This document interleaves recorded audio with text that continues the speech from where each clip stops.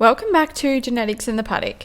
I'm your host, Emily Johnston, and I'll be taking you along on my journey to learn about all things genetics in extensive livestock. Livestock genetics has always been a topic that's interested me, and now working in the genetic space, it's fascinated me even more with just how powerful of a tool it can be. And I'm surrounded by so many knowledgeable people who are so willing to share their insight, so I thought, why not capture these conversations on a podcast that we can all learn from? In this episode, I spoke with Brad Walmsley, a quantitative genetics research officer at New South Wales DPI. He lends us some advice on how to decide on your breeding objective, which can take into consideration many different factors. So you'll want to stick around for this one. And with that, let's get into it.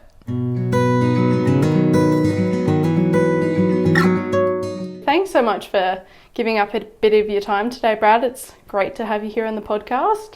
No worries, Emily. Happy to be here. So Brad, for those who don't know about you, could you just start with a bit of a, who you are, what you're working on, how long you've been in this area of research and where you're based, just all the fun details. All right, Brad Walmsley is my name. I originate from Glen Innes off a family beef enterprise. I've been based in Armidale since I finished school, since 1998, so over 20 years. I work for New South Wales DPI on secondment to the Animal Breeding and Genetics Unit, which is responsible for the development of breed plan.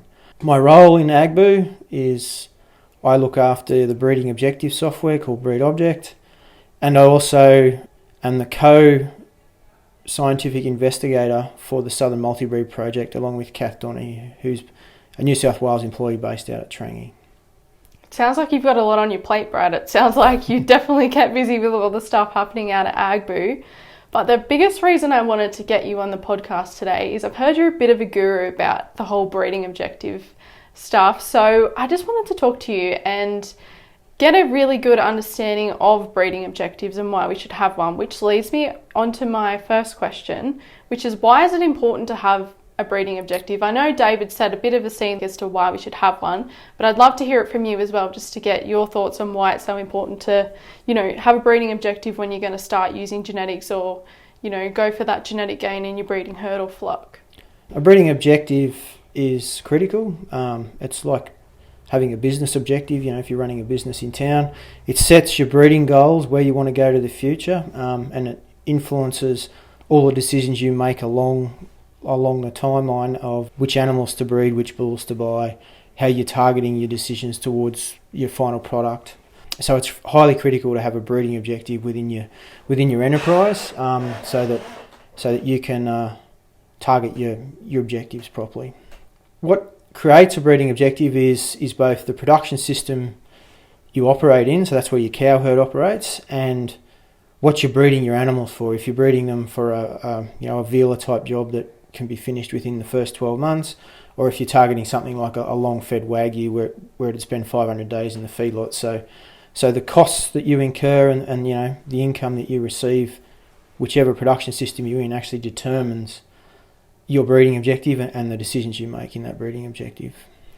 So you mentioned a breeding objective should be something you consider when you want to move into the future. So how far into the future should you be looking when you're thinking about your breeding objective? Is it something, shorter term, like 5 years, 10 years, 20 years, or is that subjective to, markets, or like how far into the future should you be looking when you're setting these objectives?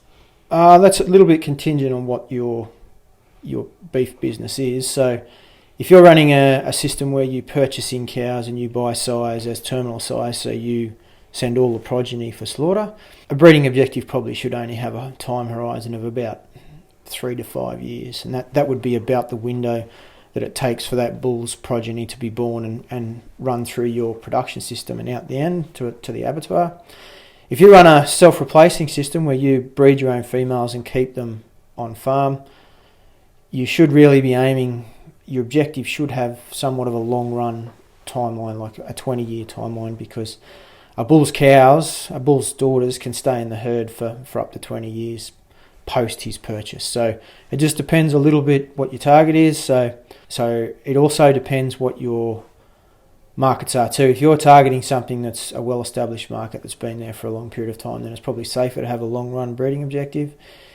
If you've been targeting and you're chopping and changing, with different markets as things open and close, then it may be a little bit more beneficial to have a shorter breeding objective, but then you still have to weight that next to, are you keeping females within the herd, because their influence is long run across the time course. So when you were talking about having the shorter term breeding objective, if you're in like a terminal production system, so when you come to the end of that 3 to 5 year cycle, if you've deemed it short term, should you then be reassessing your breeding objective after that, or is it just more of a measure of how well have I done or how much have I improved since then, or is it based on markets, or what sort of, I suppose, considerations would you have after looking at those short-term objectives in comparison to the long-term ones? You should be always re-evaluating your breeding objective. That doesn't necessarily mean you should change it, but you should always be re-evaluating it, and every 3 to 5 years you should be considering, are you still going in the right direction? Is there something you need to adjust? Obviously, changes in markets would influence where you were going. You may have to change direction if a certain market closed down and a new one opened, or a new one became more lucrative and you decided to pivot, then you would have to make an adjustment. But you should always be considering your breeding objective. Does it appear to be going in the right direction as you're producing across time? You don't necessarily have to change it, but it's a good thing to always be evaluating, okay, this is how we're producing on farm, this is the targets we're hitting, age at turn off, marble scores, reproduction rates, things like that. And you should be evaluating them to what your target direction is, and if they align, then you're right to keep going. But you should never just construct an objective and stop and not consider it. You should be considering your annual production next to your breeding objective as you go on. So when you say you should be continuing to monitor your breeding objective as you go, when you say that, do you mean to, record performance on each generation and record against the traits that, your breeding objective encompasses, or what sort of markers would tell you that you're heading in the right direction for your breeding objective? Is it mostly just performance data? Yeah, well, it's all performance data in the sense that, all of it has an influence on our bottom line profitability. But you should be doing some level of recording. Whether you should be recording every individual in a commercial production system, is debatable. But you should have some assessment of your on-farm productivity. Like I said, what's the age at turn-off? Are you actually able to reduce your age at turn-off of your slaughter stock? If you're selling weaners, what's your weaning weight when you're selling them off? Are you improving that across time? Is your reproduction rate holding up or getting better? Are you seeing increases in calving problems, or that's stable? You should have some level of recording in your enterprise to give you an indication of what you're doing year on year performance wise.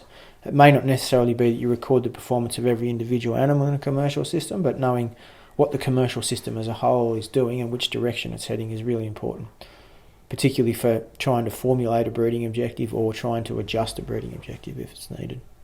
You made a great point there, Brad, about just the minor adjustments you might need, whether it's lambing ease or calving ease difficulties, things that, your breeding objective might not have encompassed initially, but problems that might pop up and you need to adjust based on those moving it in that direction that you've chosen. But that leads me on to my next point, is how many traits should you focus on for your breeding objective? Should it be, individual traits? Should you be looking at which ones you want to pick, or it should be a group of traits? How do you kind of decide where you want to go with your breeding objective based on the traits that are available to pick from? Well, the production system and the markets you're targeting really dictate which traits you need to focus on. So an example I gave there earlier is if you've got a level of calving difficulty in your enterprise, then that's an obvious place that you would need to focus on to improve, to reduce the costs that are associated with calving difficulties. So it really depends, and the answer really is, how long is a piece of string? It's the production system you're in and the markets you're trying to target your progeny to. They will dictate what you need to focus on. So, if your marbling level in any slaughter progeny is low, that's an obvious place you would need to focus on to increase the marbling to whatever the market needed. So, if you think of a terminal system would be a much simpler description, that you don't need to worry about female reproduction in a terminal side system.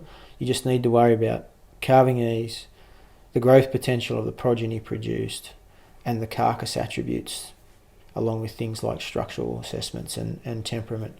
Whereas in a self-replacing system where you're keeping the females, back in your herd, you obviously need to be thinking about, well, what's the size of the cows, because that influences your feed requirements across the herd.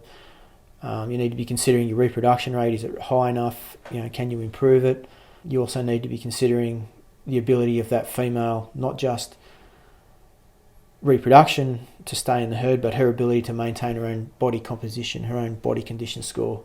If it's through a winter in this environment in New England or other places where it gets challenging, does she have the ability to maintain adequate body composition to survive in the herd? So there's there are extra things you need to focus on when we're talking about a self-replacing herd. And there's other things that some people have an interest in. Obvious ones, temperament, that you don't want to have a situation where people get injured, or temperament's also associated with poor meat quality, bad temperament with poor meat quality. So it really depends on the production system you're focusing on and what your level of production is. If you're actually doing quite well in everything across your production system, you've got good calving ease, your progeny are growing well, they're performing in the feedlot, the heifers are reproducing, the cows are staying in the herd, they're not failing structural-wise, docility-wise, then it basically indicates that you should be just continuing your focus as you have been doing. So there's not one answer to that question. It really depends on your production system and where you're focusing in terms of markets again. And that's why it's critical to understand your production system so you can actually formulate that together to create a good breeding objective.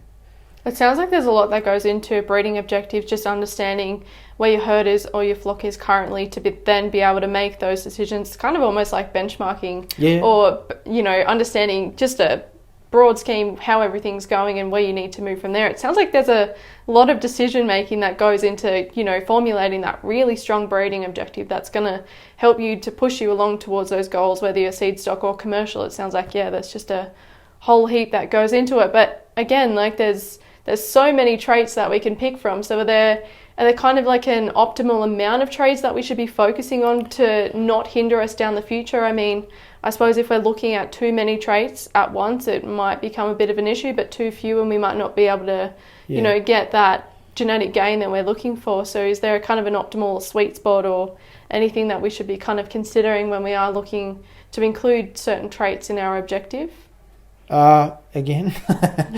How long's a piece of string? How long's a piece of string? But the optimal is really determined by those traits which are impacting your profit. So, as I said, if you're doing well and all your traits are working together and your profit's moving forward, then your focus doesn't really need to change. If you find there's a particular trait, calving is a really easy example, that if you start to get an increase in calving problems, you're spending more time dealing with calving heifers and losing calves or losing heifers, then it's obviously going to hit your bottom line, and so you may need to pivot your focus on doing a better job in that particular trait. So the sweet spot really is determined by how you're performing currently, and that benchmarking comment you made is a really good one, that if people do some form of commercial benchmarking, that understanding a bull with a growth EBV of say 100, it correlates to something like producing weaners that are 300 kilos at weaning, or some sort of indication on farm of what they're actually doing. That actually provides the base information for you to construct your breeding objectives. So, but like I said, it really comes down to what's impacting your profitability. If it's only one or two traits that are detracting from profitability, then you can pivot your focus onto them more and swing your breeding objective. If everything's lining up and doing a great job, and you're progressing forward with profitability, then you should maintain that focus and follow that direction. It really comes down to where your profit's being impacted by different traits, to answer that question. And I suppose if we are doing that benchmarking and, performance recording within our herd or flock, we're also probably understanding that there are some traits that we don't want to, improve or compromise on. So when we do identify those, is that kind of like an additional breeding objective, or does that kind of fit in identifying things that we want to stay as is? For example, like temperament, if we've got a really good, temperament herd across, or a flock across broad scheme of things, and we don't want to compromise on that, is that kind of like a secondary breeding objective, or does that all kind of feed into a big one, just setting like those non-negotiable things that we don't want to budge on, that we've identified from our benchmarking? How do we kind of fit that into our objective? Well, it still forms a central part of the breeding objective. As I said, everything that impacts on profitability is central to our breeding objective. how we use the traits that we've identified as profit impacting depends on what we can record and report, for selection decisions. And that links to selection indexes, which we'll talk about another time. But a trait like, say, temperament, like the example you've given where someone may not want to compromise on the temperament because they've established a good herd temperament, it doesn't necessarily have to be an add-on. It's actually part of the breeding objective. It's just then what do we do in the next steps if we want to make selection decisions that don't negatively impact our temperament or another trait. It's how we put that together with all the other traits that are impacting profitability in the breeding objective and how we set some criteria around that. So it sounds like when you have a breeding objective, it needs to be something that you can measure to understand if you're moving in the right direction, and also understanding what sort of time frame you might need on that objective, depending on your production system. But are there any other considerations other than, the traits and all that, the bigger scheme of things? Are there any other considerations that people should take into play when creating these breeding objectives? Well, one thing that's critical, and it's where the benchmarking helps again, is that not all the traits are related to each other in an effective manner. And what I mean by that is that some traits, if you breed for one trait, you may actually negatively impact the other trait. And so being aware of your on-farm production in these traits that are affecting profitability is important, because some of them actually may be antagonistically correlated. And so that means an example is retail beef yield and fatness. Fatness and retail beef yield tend to be antagonistically correlated, that if you increase retail beef yield, on average you tend to reduce the fatness or the marbling of your animals. So both are really important. Producing a great yield out of a carcass and a great quality product in terms of eating quality is important. So in most breeding objectives, and I haven't really seen any of this is not the case, that you need to improve both yield and meat quality, and marbling is the most obvious way to do that. So understanding what the performance is in both of those is really critical to helping construct a really good breeding objective, so you can try to find the bulls that will help you improve both your marbling and your retail beef yield at the same time, because both have really important impacts on profit. So, considerations like that. Another one might be increases in growth are often correlated with increases in birth weight, which may result in decreases in calving ease. So understanding that, do you have the ability within your herd to buffer a little bit of an increase in birth weight that might come from increases in selection for growth? That's really important too. So, understanding where your performance is really helps you formulate that breeding objective, so you can cater for those antagonistic relationships that are there in nature. That's how they are, and it takes us time to change those relationships through breeding. So understanding your production system really helps formulate that breeding objective. We kind of touched on that a little bit with David about, understanding where your herd is, so then you can then go to your, if you're a commercial producer, then go to your seed stock breeder to then discuss, what you need. Is that sort of a conversation that you also see happening at that level when you've then benchmarked your herd and you've got your breeding objective, that you can then go as a commercial producer to your seed stock and say, okay, this is my objective and these are the kind of things that I'm looking at, and that might help tailor or narrow down the bull, ram or buck selection depending on what you're buying. That'll help you move towards your breeding objective a lot quicker. Yeah, well, having a good open relationship with the seed stock producers you purchase from is really critical, so they get an understanding of where you're trying to go in terms of your commercial breeding objectives, and you get an understanding of how their seed stock decisions are impacting on what you might be able to purchase commercially.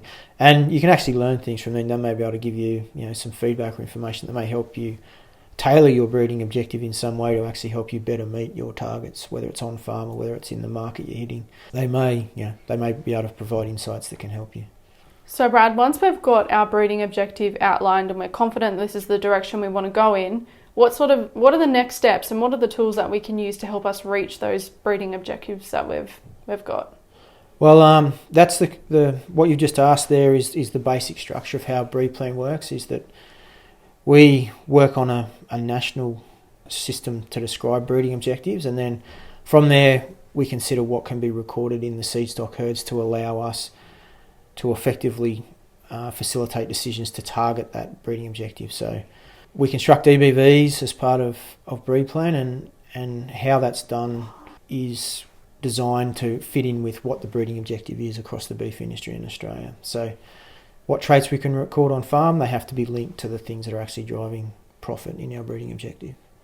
And I think that is a perfect segue into next week's episode with Kirsty, where we talk about breeding objectives and, you know, what are they and what do they tell us and how they can help with our breeding objective and drive us towards the genetic selection we're looking for. So I think that's a perfect way to wrap up today's episode. And thanks so much, Brad, for coming on and sharing some insight about how to select a breeding objective. It sounds like there's a whole heap of things that need to be considered, which is very important if you're making those huge decisions like buying a bull or a buck or a ram or something that's going to have, you know, lasting generational effects on your herd or flock. Excellent. Thank you, Emily. Thanks, Brad.